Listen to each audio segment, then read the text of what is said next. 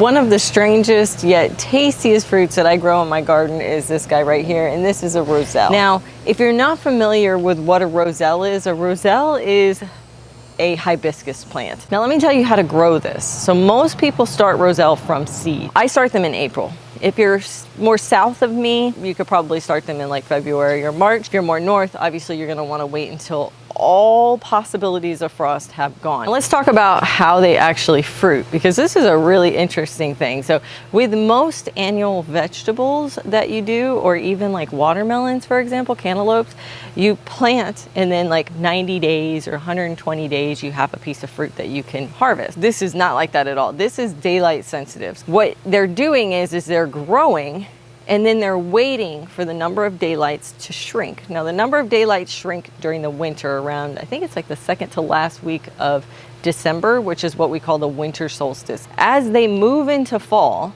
they will be triggered by the lessening amount of daylight to produce flower. Then what will happen is once the flower has bloomed, the flower petals will kind of die off. And what you have left with is the base of the flower, which is this guy right here. This is what we call the calyx. After the flower has died and fell off, that calyx will start to begin to swell. So we've got some little ones right here that the flower has just recently fallen off, and they're pretty small. They're pretty tiny, right?